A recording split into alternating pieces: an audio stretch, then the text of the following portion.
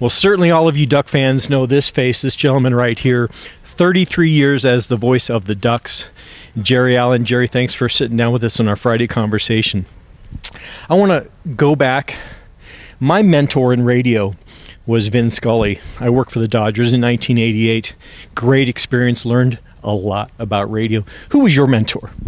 You know, I got into sports and radio when I was still in high school. So guys that most people have never heard of unless you live in the Rogue Valley, Cliff Murray, Harry Carmichael, Tom McLeod was a dean of Oregon sportscasters for Medford High School, and then Bill Schonley. Bill Schonley helped me a lot when he was with the Blazers. We got to know each other really well. I went up and did some stuff for them, and he really brought me along in sports play-by-play and told me, you know, what to look for, what to watch for, which ways not to go, and so I really appreciated that. As a kid, though, did you listen to radio? I know I did. And did you have any favorite voices, favorite broadcasters that you listened to that you really enjoyed? Well, it's interesting just talking to you and your connections. Living in Southern Oregon at Grants Pass, I had a little crystal radio and a little radio, and signals would bounce. AM radio would bounce off the ionosphere at night, and so you could get signals from St. Louis, from Los Angeles, San Francisco. So I actually listened to Vin Scully a lot. He was special, and my grandfather was a big Dodger fan, so I sort of was a Dodger fan, and so to be able to listen to Vin Scully and think that, and at the time when I was younger, I didn't realize I wanted to do that. I wasn't sure what I was going to do, but I still have the memories of listening to him, and that was just listening to baseball on the radio back in the 60s, 70s was special. One thing I remember learning from Vin way back was his first thought was you always have to paint a picture because you're using your voice and you're not using your eyes. And that always has stuck with me. And when I listen to you, you paint a picture, whether it be football or basketball when you were doing basketball. Was that something that you always concentrated on, is making sure that you painted that picture? Yeah, and I wish I could give credit to where credit's due, and I'm not sure who told me this. It was either Cliff or McLeod or one of those guys once said, Here's why and how you do play-by-play. You've taken your best friend to a football game or a basketball game, and your best friend's sitting beside you, but they're blind. Okay. They can hear the crowd. They hear the cheering. They hear the ball bouncing. They know that things are going on. So you want to explain to them in simplest terms so that they can follow the game with their hearing and your voice. And so when I do a game, I've never really been a technician as far as using some of the terminology that, gung-ho football fans or basketball fans use. And sometimes guys would say, why don't you call it a half roll right instead of rolling right? And I say, I was trying to make it as simple as I can, because a very large percentage of people listening to games are parents, especially when I started in high school ball. And they don't have the understanding of the game the way that, real football pros do. So I do a very simple broadcast and try to paint a very simple picture, and that's been my whole thought process. And I think you always have to always be yourself and not mimic someone else. And I think that's been the case with you, because you are enjoyable to listen to, and you've been doing it for all these years. One thing that I've always been wanting to ask you is, besides the Kenny Wheaton moment, is there a special moment that you have with Oregon football, Oregon sports in general? It's always been hard when people ask me that to separate the games and the players. Terrell Brandon is one of those kids that, back in the late '80s, early '90s, Terrell was special. And we developed a pretty good relationship, a friendship, and I always appreciated the way he treated people. He was one of the first athletes that I saw who was just going to be an all-star at the next level. Yet he treated people with respect, fans and the media and everybody. And I'll never forget watching him. And I kind of measured a lot of guys through the years on Terrell Brandon, the way he was.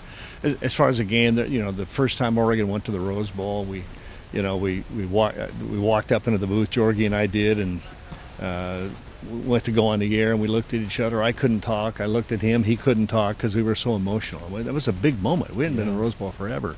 And I guess the Oregon State game when we beat the Beavers in Corvallis to go to our first national championship game was hugely emotional. Yeah. Those are all great moments. You've been here for so long. And not really not only about the moments, but special athletes that you've gotten to know. Marcus Mariota, of course, is one of those. Any one of those besides Terrell, maybe, that has stood out to you that you really enjoyed getting to know? Luke Jackson was special, and I always had sort of a warm place in my heart too for kids from the state of Oregon. You know, if you grew up in the state of Oregon and you made it on an Oregon team, that was extra special because I was an Oregon kid. Luke Jackson was one of those kids. I just loved him. Jovan Catron. Every time I see Jovan in a store somewhere, you know, he's just a buddy now. And and there are a lot of kids. There's so many of them, but there are a couple of them. We could sit here for another half hour and I could just throw names out there. I don't want to leave anybody out, but those are some. Yeah. As we sit here in the Mushaf Center, I think back to when I first came here, when I did a national radio broadcast here. I remember out front here there was just a parking lot. You would walk up into the Caz Center. I remember that. Are you amazed at how much this space has changed over the years? Yeah, throw out a word, flabbergasted.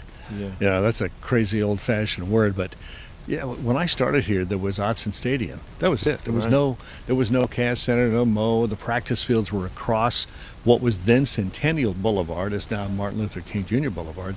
So we had practice fields over there. The locker rooms were too small in Altman, so the teams had to dress in shifts. I mean, it was like, on game day, you drove right up to Altman and you walked in, and it's changed. Oh my gosh, it's changed. It's changed for the better. I mean, guys like Phil, Penny Knight, Harold Taylor, who gave the first $1 million to the University of Oregon Athletics as a major donor. That started everything. And then there's been so many great donors since then. But and the fans, holy cow! I mean, you can have all those great donors who's given you millions of dollars, who really make you who you are. But if you don't have the fan base that contributes what they do and then shows up, then what those major donors do doesn't finish. I mean, it's a relationship that has been just tremendous. Oregon has unbelievable fan support and great support from major donors. I don't have the experience that you do, considering the years that you've been here, but this Oregon football program has gone through several coaching changes. Chip, of course, really stood out. Any one of those that have really stood out, and I guess Mike Bellotti and there's so many that have really kind of put their stamp on this program. Is there someone that you consider that put a really huge stamp on this program? Well, Rich Brooks was given a lot of time back when coaches weren't paid very much and Oregon didn't have the facilities, and I think Rich spent 18 years here before the Ducks made it to a Rose Bowl. But credit to the administration for giving him that time, realizing he didn't have a lot to work with. So Rich was special in that respect. I thought Mike Bellotti, in my mind, got Oregon to the first national championship game. Right. He really did. The Ducks had to play in the Fiesta Bowl against Colorado. They should have been because of a mess up of the BCS system, the way they did it, and they admitted they got it wrong. Oregon should have played Miami in that BCS championship game. So Bellotti had us there, and then Chip raised it a level. Mark Helfrich was a gem, in-state guy, just a great guy, good friend. But right now, Mario Cristobal is different. There's something special about Mario and the culture he's building, the man, his family. I think if Oregon succeeds in winning a national championship in the next few years, and I firmly believe they will, in my mind, he will be the best football coach that Oregon's ever had, and we've had some great ones. I want to talk about Mario, and I want to talk about this year's program, but before I do that, I want to talk about you as your history here. Was there a reason that you had done both? You'd done football and basketball for many years. You were so synonymous with both of those sports.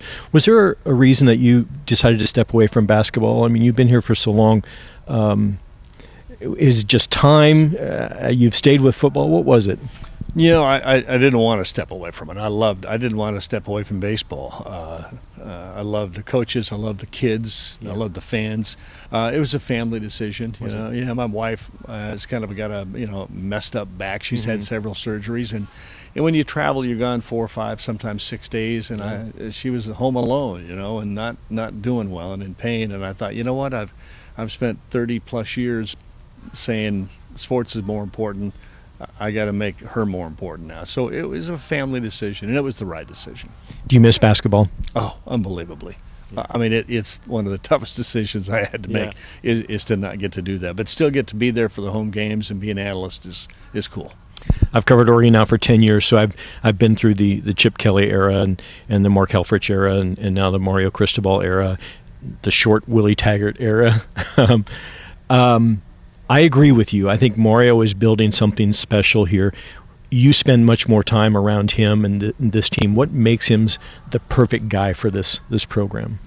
Well, he's done it all. He played in a national championship team at Miami. He coached a national championship team as an OC at Alabama. He knows what it took, those two programs, more recently Alabama, the kind of athletes, the kind of commitment.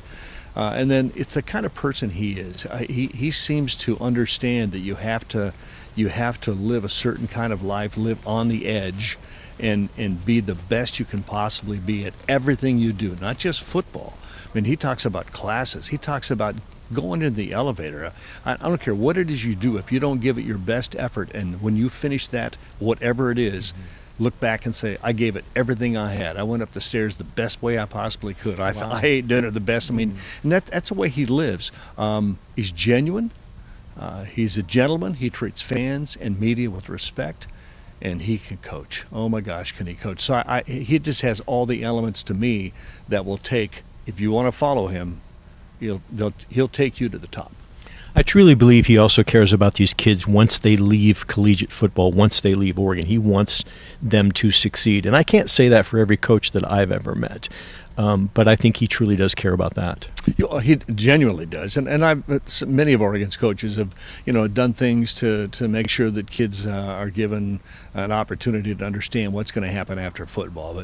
But Mario goes way beyond that. Mm-hmm. So they have speakers come in, they have groups that work with the kids or the young men about life and what they're going to do beyond football, because football is going to end one day. And so he's serious about them understanding that they're going to be fathers, husbands, that they're going to be businessmen. There's life after football, and they have to be ready for it. And they make that a focus. It's just not something we're going to do on a Wednesday. You get a couple of hours in. Okay, we've taught you guys about life after football. They do it weekly. So he genuinely cares about the young men. And I imagine that also transforms or transcends into recruiting. That comes through in the living room when he goes and he talks to these parents about him taking care of their kids for 3 or 4 years. Yeah, there's a genuineness. I mean, young people, especially these days, young people are very perceptive. I mean, they get it. I mean, much more so than we did when we were younger. We were, kind of starry-eyed, wide-eyed, and wow, to be able to go to a big school, that's cool. I want to go there. This school wants me. That school wants me. But kids now break it down. They know. And one of the major, I guess, benefits of Oregon in recruiting is that Mario, and I think Helfrich before him, made sure that his teams helped them recruit. In other words, when we bring a young man in, we're going to try to show him everything we can and convince him to come play for Oregon. But we're going to set him with a team, and then he's going to see what it's like to be a part of this team. And if you don't have a good team and they're not good leadership, and there's not a lot of just goodness amongst the young men, those kids coming in see it and feel it. So when I talk to kids about why'd you come to Oregon, he said it was the family. It just felt like a family here, and I felt comfortable. I like the way that he's instituted the leadership council. I think that makes a huge difference, and maybe that's been done here in the past, but I think Mario really believes in that, and I think I've talked to him about that, and allowing those kids to govern or lead or mentor the younger players, I think is a great thing. This last Saturday was probably one of the most difficult losses I've seen since I've been here. How difficult was that for you because I think we all knew going down there it was going to be a tough game, but I think we also thought that we'd come away with a win. Yeah, I want to say I was shocked because Jorgie and I talk about saying, this is a game we could lose, but disappointed. But only for me, the disappointment is I know how hard these guys worked every day this week or that week leading up to the game. every week of this season, going back to summertime. I know what they put into it. I mean, it's a life commitment when you're at that age, and how the coaches did. And so when you lose a game like that, I'm disappointed for them because I know what it does to them, how they feel. For me, it's a loss. And okay, I'm disappointed, but I can live with it. I can live with it. It's a game. I've seen a lot of great games, a lot of great wins, and seen some disappointing losses. But at the end of the day, you got to come back, the next day and put it behind you and move on. And I guess I've learned that from coaches and kids because that's what life is like. Sure. That's what it's like, So losses are a little easier for me to take because I understand they're not the end of the world. But I just feel so bad for the young men and the coaches because I know what they've invested in the effort to win that game. A lot of fan disappointment as well, but there is still so much football left to play. There's a lot left to play for. The national championship is certainly off the table, or being the possible Final Four. But going to the Rose Bowl, I've been to 2. You've been to several. I truly love that game, and so Oregon has a good shot at making that game. Oh, they really do. I mean, expectations, Warren, have gone crazy. I can remember years when you'd have 1 or 2 wins going to the Civil War, and if you can beat Oregon State, it was success. The season was great just to beat Oregon State. And then we got to 5 wins, and if we could get 6, we get bowl eligible. So we went through a series of years when we were just trying to get bowl eligible. Just get to any bowl. We don't care. Right. And then you get to the Rose Bowl, and it's like, wow, things can't get any better than this. And then you do get better than that. You get to a national championship game. So, to get to the Rose Bowl, to put it into perspective, when this season started, I'd love to have been in a national championship race, but when this season started, I said, if we can finish in the Rose Bowl, I'll be a happy man, because that's the big bowl. That's the one. Pac-12 champion, and get a chance to finish the season in the granddaddy of them all. We remember what that's history. Awesome. That's history. This is the holiday season. This is actually going to air after Thanksgiving, but you have some favorite Thanksgiving messages over the years, or not messages, but memories over the years. I asked Coach Cristobal this the other day, and he said he can't remember a time where he wasn't on the football field on Thanksgiving Day. I remember a lot of Thanksgivings with my family when we were home. I remember a lot of Thanksgivings on the road.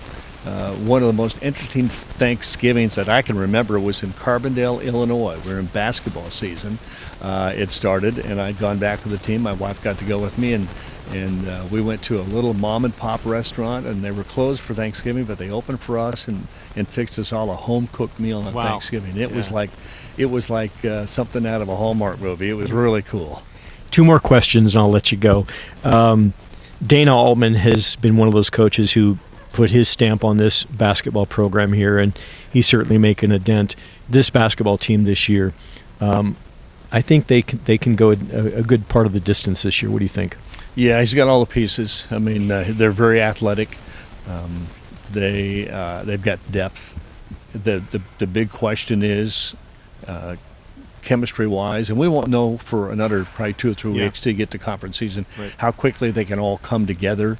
Can they make this a cohesive unit? Because there's a lot of new pieces, and when you talk to some of the guys, they'll say, we're still working on understanding each other, each other's roles, and if they do that, this could be a Final Four team. He's got the talent, and Dana Altman's teams always get better in February. They do. By the end of January, February, you don't want to play him because it takes sometimes his teams that long to understand, okay, coach knows what he's doing, let's do what he wants us to do. Up until then, they're kind of doing their own thing, And perfect example was last year. I mean, they won that 10 in a row, and they made it to the Sweet 16. He's an excellent basketball coach, and I love watching his teams play. I want to end with this, and I'm sure you get asked this all the time. You've done this for so long. Do you have a number in mind? How much longer do you want to do this? For me, it's pretty easy. When it's not fun anymore, would be one part of that. And the other part of it is when I'm not doing very well. I've told my wife, I've told my kids, I've told some key people in the department, when you hear me starting to make mistakes and embarrassing myself, get the hook and pull me out of there. I don't want to be one of those guys that people are distracted by what I'm saying wrong or not doing right, rather than giving them a good broadcast. And I think you have to really enjoy what you're doing. Every week when I see you in the broadcast booth, it looks like you're truly enjoying yourself. Is that the case? It's a paid hobby. I don't want to say that very loud very often, but this is something that you would do probably for free. I mean, you couldn't do it if you had a family. Yeah, well, it's because it is fun. You're around young people. You get to know a side of them that fans don't. Coaches are wonderful people. The staff in the department. It's a true family. And there's tough days. Yeah. But no, when you get game day, it's just plain fun. Working with Mike Jorgensen has been, my success. He is really the key to us having a great broadcast because he's just so good at what he does. And Joey Mack has really filled in nice, and I think he's going to be here for a long time. Yeah, he's brilliant. He's got all the tools to go as long as he wants to. I don't know how long he'll be at Oregon because he can probably go to one of the major networks soon. Don't tell him I said that. But no, he's doing a great job. He's a duck. Jerry, thanks so much for sitting down with us on Friday Conversation. Happy holidays to you and your family. The holiday season is special. Hopefully it'll be a special holiday season here at Oregon. Jerry Allen, voice of the Ducks, 33 years sitting in the broadcast booth. Jerry, thanks so much. Warren, thank you, and happy holidays to you and everyone as well.